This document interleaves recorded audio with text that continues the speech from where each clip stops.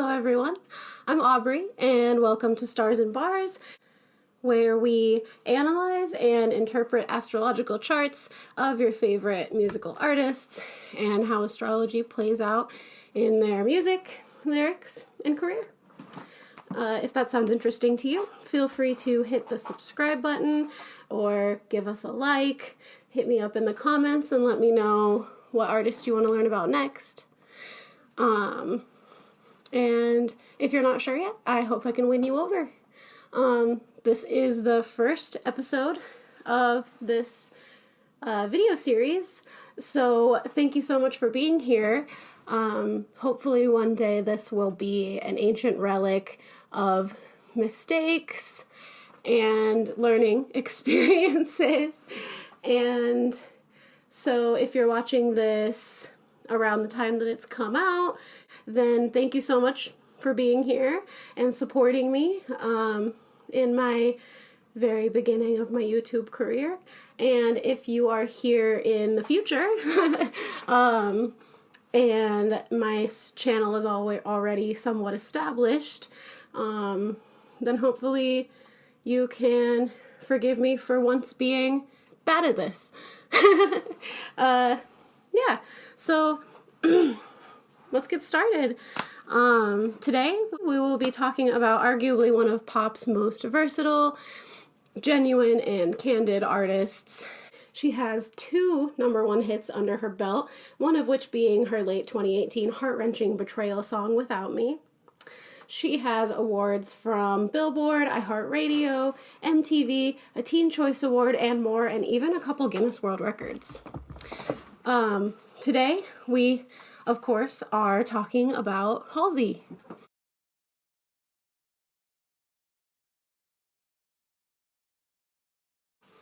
Here is Halsey's chart.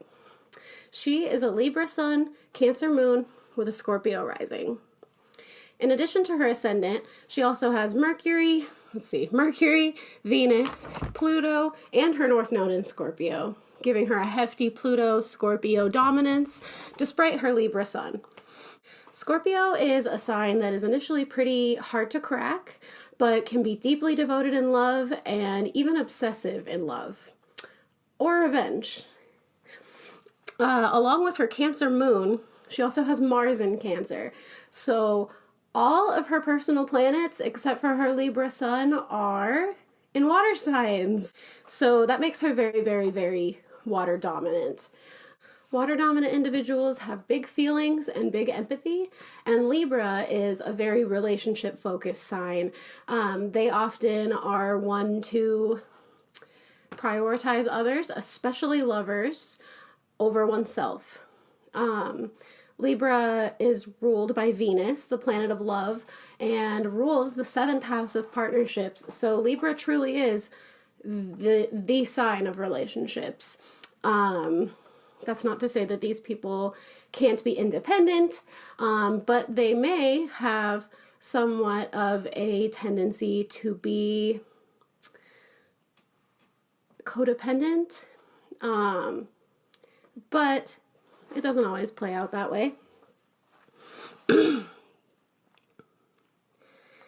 And back to her Cancer placements. Cancer is ruled by the moon, planet very emotional, the planet that we hide the most, and we'll get back to that. Excuse my hand, I burnt it, so we're wrapped up right now. Anyways, Cancer is a very mothering, nurturing sign. The moon is often referred to as Mother Moon. You may have heard this in, nursery rhymes, astrology literature, if you partake in any of that. Very big motherhood symbolism with the moon. And those are the things that stand out first. At first glance of Halsey's chart. She's got that Scorpio dominance, so she might have some emotional walls up, but she can also be obsessive in love or revenge. She's water dominant, so she's got big feelings, big empathy. She's a Libra sun, so she's giving. She prioritizes others over herself. And she has Cancer placements, including the moon. So she's mothering and nurturing. Now, I'm just trying to get her chart to come back up here. Come on. There we go. Now, let's take a little deeper look at this chart. One thing I like to look at when analyzing a celebrity, artist, performer, natal chart is the midheaven. The midheaven is an angle, and it is the cusp of the 10th house of career and social status. So, as you might imagine, midheaven is something that we look at to get an idea for someone's career choices or career situation in general. Of course, some of the things in astrology are not choices. So really just getting a good look at the career. And so Halsey's midheaven is in Leo, a fire sign, and it's the only placement that she really has in a fire sign. And Leos are natural performers, and they have lots of creative energy. This, as you'd imagine, is a great placement for a performer, a musician, an artist. I love that for her. It's probably the reason why she can so masterfully express herself through so many different mediums, really, besides just music. Of course, she's got music. And within music, she's got her sound, her lyrics, her visuals, her advertisement, like her promotion for her albums and songs, the videos, the album art, all of that she has and uses so well to give us a good picture of the concept of each album that she's trying to represent, or of herself in her more candid moments. She's used things like social media and her image and her performances as well to, again, give us a glimpse into what it's like inside her mind. She does that so well. And I think that Leo midheaven really helps with that. Halsey's discography, while predominantly alternative pop, spans many genres, including country, hard rock, K-pop, and indie. There's other tastes in there as well, but those are some of the most notable ones. She has no problem getting outside her comfort zone at all, and she obviously likes lots of different kinds of music. She's also had one heck of a list of collaborators. Let's take a look just so I don't miss anybody that I wanted to make sure I said. We've got Alanis Morissette, we've got Dominic Fike, we've got Quavo from the Migos, we've got BTS, the K-pop group, Oliver Sykes from Bring Me the Horizon, like, are you kidding? And the Chainsmokers, which you might know about. That's where her other #1 hit comes from. In addition to her image and album art, some other things that she's employed are character Twitter accounts. Her album Hopeless Fountain Kingdom, which we'll talk about at length very soon, is based on Romeo and Juliet. And she had 2 characters, and they each had Twitter accounts, and she posted on them to lead up to the album. And I'll show some of that on the screen here so that you can take a look at that. That was so creative and so cool. Another thing that she's done is with her most recent album, Manic, she had some alternative album art. So Manic is about Ashley as opposed to Halsey. Ashley is her real first name, of course, and Ashley she regards as her third face. So she says we have one face that people see, one face that some people see, and one face that nobody sees, and that's Ashley. That's who she is on the inside. So for Manic, she had alternative album art where she signed the album as Ashley instead of Halsey, and the album art is different. So I'll show you what they both look like now. On the left there, we've got the original Manic album art, and we've got the Ashley on the right.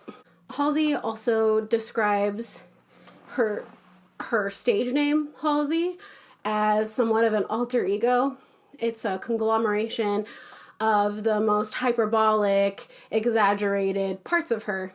And that alter ego thing is just so really screams Leo to me as well. So all that to say, Leo midheaven, amazing artist, placement, love that for her. Halsey creates in such a way that shows time and time again that there is no blockage to her creative flow. She notoriously creates intuitively and performs aggressively and intensely, and these are certainly things I would expect from a Leo midheaven native. Another thing I notice in Halsey's chart is a Venus-Jupiter conjunction in her first house. The first house is the house of self, so this will speak to mostly how people see you from the outside. It's also where the ascendant comes from, but ultimately, planets in the first house are usually very visible to the outside world in your personality. These are things that stand out a lot. And that's also the case with planets that are connected in some way to Jupiter. Jupiter is an enlarging, expanding planet. And planets in conjunction with it often have more power. And sometimes it becomes an exaggerated power that can be a weakness. And sometimes it manifests as all the way positive, and it depends a lot on the planets and the person and the experiences they've been through in their life, but oftentimes it's both. So because Halsey has this Venus-Jupiter conjunction, she really wears her heart on her sleeve, all but literally. Venus, again, is the planet of love, so people can really see her love, and she expresses it willingly and smoothly, I feel. And she has songs about heartbreak, about betrayal, about love, about infatuation. These inspire a lot of her songs and entire albums. The Venus-Jupiter conjunction also shows her consistently open book approach to stardom, where she's in constant contact with her fans. She's very candid in interviews, and she just really opens herself up to us as fans. First off, let's talk about that Scorpio dominance. It's definitely the first thing that stands out to me. So our girl has Scorpio. Let me just make sure I get this list right again. Mercury, Scorpio Venus, Scorpio rising, Scorpio Jupiter, Scorpio Pluto, and Scorpio North Node. She is a Scorpio heavy young lady. And all of those placements are in her first house or in conjunction to her ascendant, which just further enforces that Scorpio energy. Like, she could have her sun and moon in any sign, and she doesn't have either of them in a Scorpio in Scorpio. Come on, Aubrey.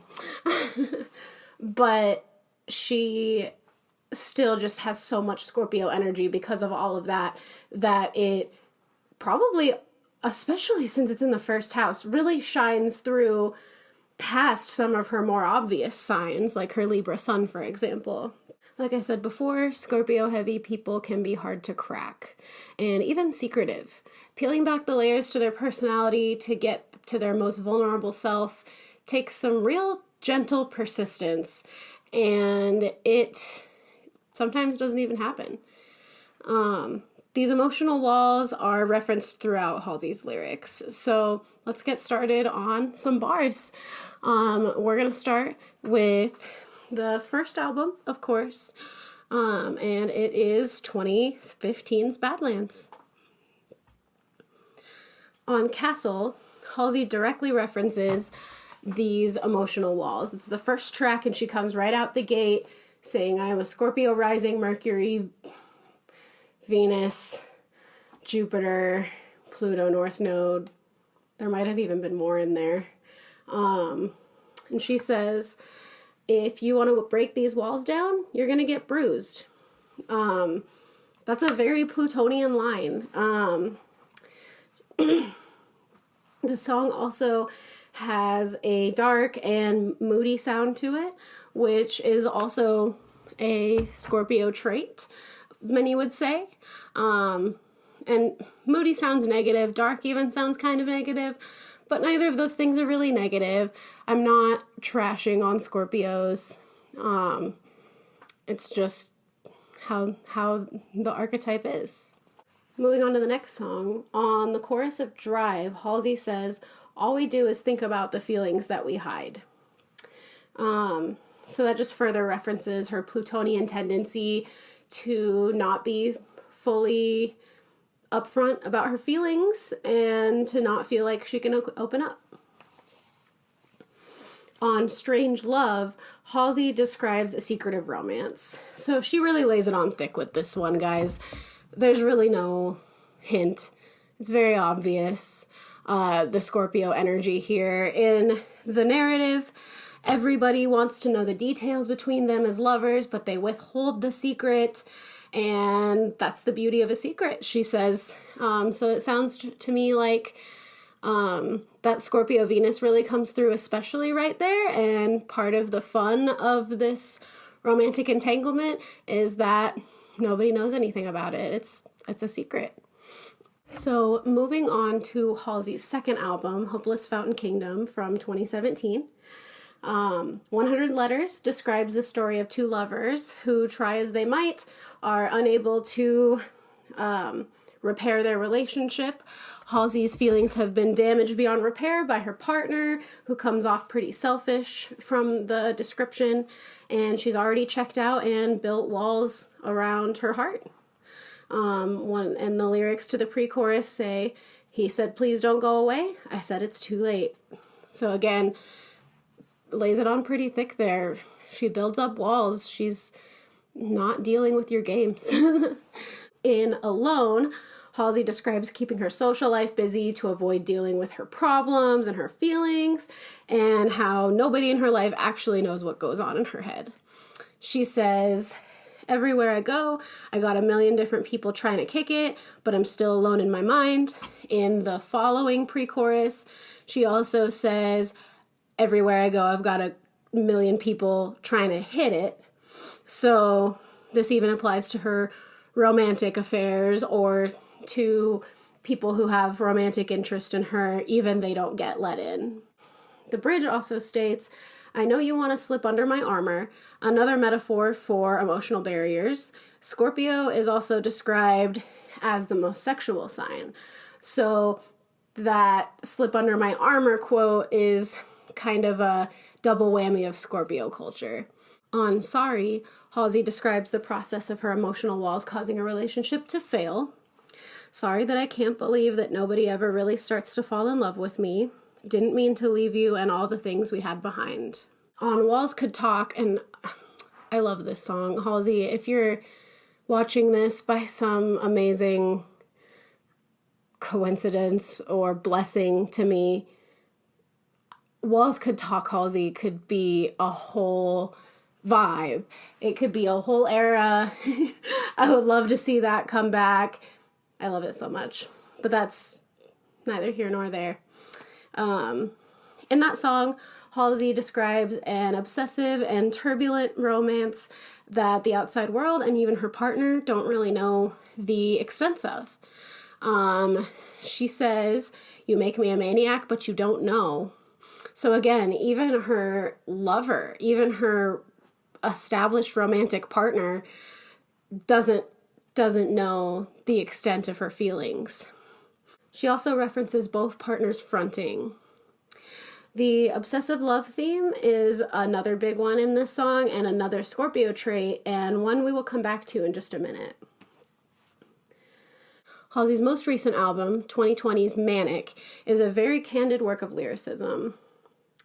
Halsey digs deep and lets us in to see her third face, which we talked about before. The third face, that which other people just don't see very much. Even so, she is breaking down walls in this album, but she still discusses her emotional walls on this album. On You Should Be Sad, Halsey describes an ex-lover with whom she wishes she was never involved. She put walls between herself and this person as a result of the mistreatment she dealt with at their hand, and says, I'm just glad I made it out without breaking down, and then ran so fucking far that you would never ever touch me again. On Forever Is a Long Time, Halsey says, I spent a long time substituting honest with sarcastic, and I cursed my tongue for being mean. Scorpio heavy people often employ defense mechanisms to avoid opening up about their feelings, including shutting down or being abrasive. On Finally, Beautiful Stranger, a beautiful and emotional love song, Halsey describes the uncomfortable but magical feeling you get when you finally feel like you can open up to somebody. She says, we're dancing in my living room, and up come my fists, and I swear I'm only playing, but the truth is this, that I've never seen a mouth that I would kill to kiss. I'm terrified, but I can't resist. Then goes on to express that she finally feels safe to fall. Another Scorpio trait that Halsey exhibits musically is romantic obsession. Scorpio is a very passionate archetype. They steadfastly pursue and more often than not acquire their dreams, passions, aspirations, and romantic interests. Being a water sign gives this fundamental emphasis on love a boost, as does her Libra sun, again, the planet of relationships. Overall, she's very focused on love. It's very important to her, and it's something that inspires a lot of her music.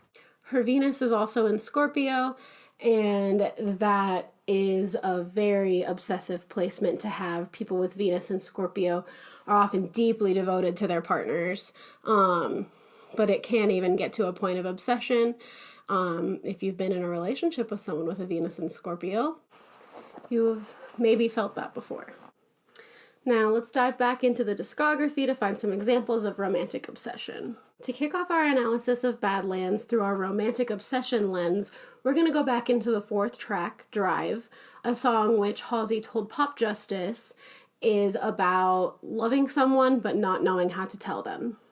This song is themed about romance, and more specifically about the honeymoon phase in relationships, which is characterized by obsession or borderline obsession, big feelings, and fixation. It includes lyrics such as, your laugh echoes down the hallway, carves into my hollow chest, spreads over the emptiness. It's bliss. Would it really kill you if we kissed? In Colors, a very popular song from Badlands, Halsey describes a relationship that starts off with obsession and fixation and ends with lack of interest, likely related to that fixation. In this song, she says, I know I've only felt religion when I've lied with you. But even more deeply, the bridge in spoken word, you were red and you liked me because I was blue. But you touched me, and suddenly I was a lilac sky. Then you decided purple just wasn't for you. This bridge resonated with thousands of people on the internet, thousands of fans, and they all hurried and rushed to Instagram, to Tumblr, to Facebook, to Twitter to add it to their selfie captions. So a lot of people found that very realistic and very relatable. It references Halsey's tendency to absorb pieces of her partner's traits, a very human byproduct of being in a close relationship, especially where obsession is a factor. In Coming Down, Halsey makes comparisons to a lover and God, the devil, a martyr, and a savior. Some very deep comparisons that show some very deep feelings toward the person in question. In the chorus, she also says, I've got a lover, a love like religion, I'm such a fool for sacrifice. Religious people tend to place religion at the top of their priorities list, as I'm sure you know.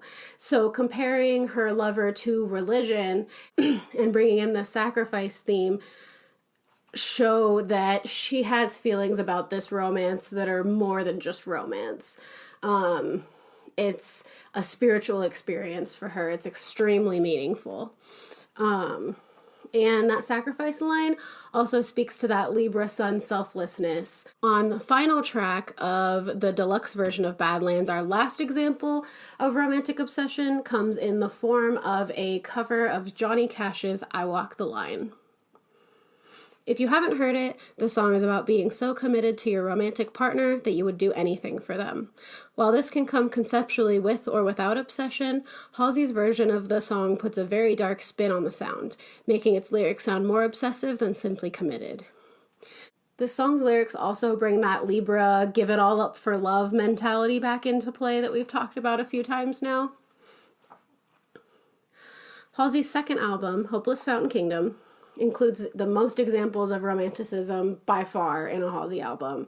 It's about Romeo and Juliet, the classic, dangerous, obsessive love story.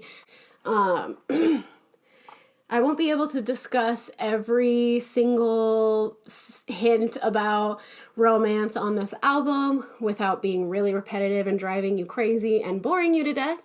But we will talk about a couple of important ones that are especially obsessive in nature. On Lie, Halsey discusses a romance wherein she is being manipulated or lied to, but she would rather carry on that way than find out the reality of her partner not being 100% committed. She says, if you don't love me no more, then lie.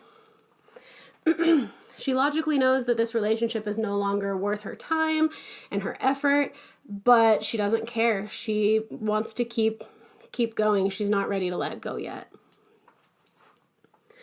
And going back to Walls Could Talk, the first verse says, been about 3 days and I'm coming back. This is one of those songs that's hard to read the lyrics without singing them. But it's been about 3 days and I'm coming back, and I'm about 4 minutes from a heart attack, and I think you make me a maniac, but you don't know. The song describes somewhat of a whirlwind romance wherein people on the outside don't really know what's going on. Even the people on the inside don't really know what's going on. It's just an obsessive, passionate, but toxic situation. The song Graveyard, the second single off Manic, is about a past relationship for which Halsey would have done anything to keep it afloat, no matter how unhealthy it was. It's important lyrics. There's a lot of important lyrics in this one. I'm going to go ahead and list them. So first of all, we have, it's crazy when the thing you love the most is the detriment. And then in the next verse, she says it's crazy when the hand you want to hold is a weapon and you're nothing but skin. Another important lyric in this is found in the chorus where she says, I keep digging myself down deeper. I won't stop till I get where you are.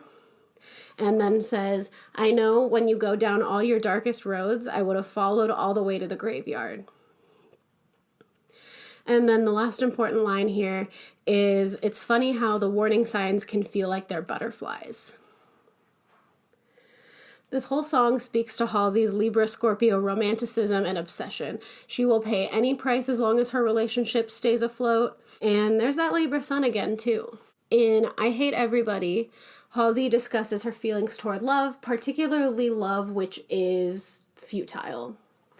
She says, my friends are getting bored of me, saying I fell in love with a stranger, and then says, I could fall in love with anybody who don't want me, pointing to how quickly she can decide that she's in love. She also says, infatuation's observation with a cause, and she also says, if I could make you love me, maybe you could make me love me. And if I can't make you love me, then I'll just hate everybody. Describing the phase when love is fresh and feels deep as the ocean, despite how little you know each other, and the effect this can have on one's mental health when it's unrequited. She also responds to the concept of her lover not returning her love as a means to hate everybody in a very, of course, at least partially satirical manner.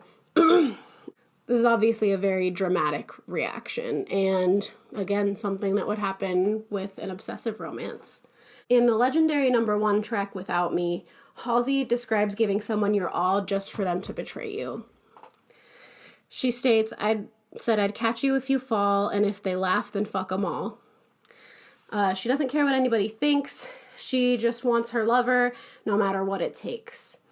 The second verse really brings it home, stating, "Gave love about 100 tries, just running from the demons in your mind. Then I took yours and made them mine.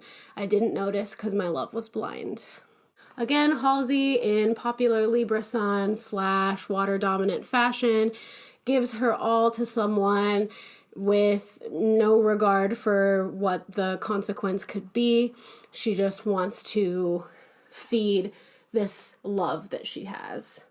Doesn't matter how much it hurts her. We previously discussed Finally Beautiful Strangers Dancing in My Living Room line, wherein Halsey compares the deep feelings of affection toward her lover to another big emotion, anger. This comparison is most commonly made in romantic love, where anger and love are only a short step away from each other, if you will. When Halsey says she would kill to kiss her lover's mouth, she uses a common figure of speech that expresses strong yearning, but juxtaposed with the actual visual of her holding her fists up, it takes the stakes up. It makes it seem more literal.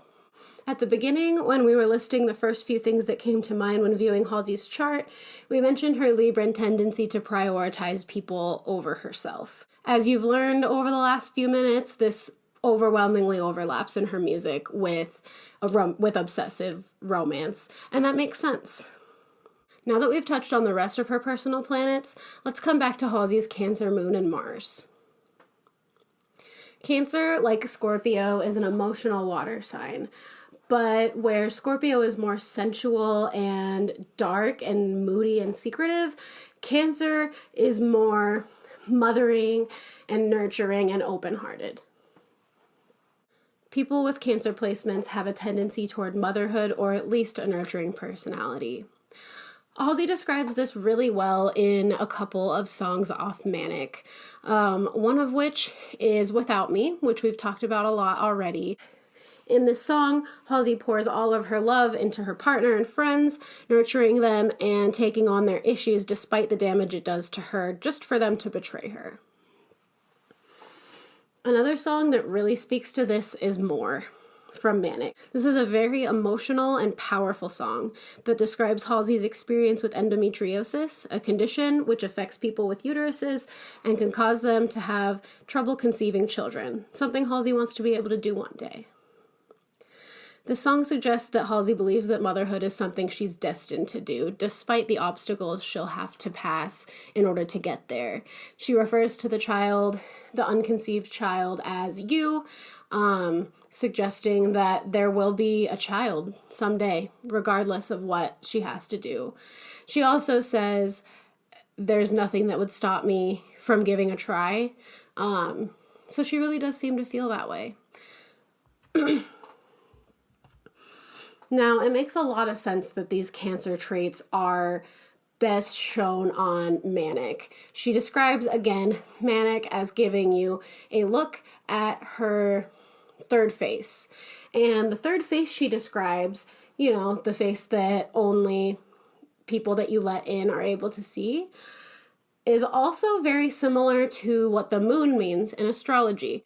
The moon represents your innermost emotions, feelings, and the things that people don't often know about you. Manic can be described as an artistic representation of Halsey's moon. And so those songs that let us in a little extra are really special. Putting together all of Halsey's water placements, we get a very emotionally deep and complex chart. I could go back through her entire discography and explain every time that Halsey references her emotions and make an argument for the fact that she's emotional, but I think that our conversation up to this point has made that blatantly obvious. It's really hard to even avoid talking about emotions when we're dealing with such a water-heavy chart like this one. So that's where we're going to call it today. Thank you again so much for watching my first video. Please feel free to like and subscribe if you enjoyed it, or if you want to see where this goes from here, leave me a comment too. Leave me a comment and tell me what you agree with, what you disagree with, what you liked about the video, what you don't like. What's your favorite Halsey album? And also, who do you want to learn about next if you haven't already left that comment? Thank you so much. I really do appreciate it. And until next time, have a great rest of your day.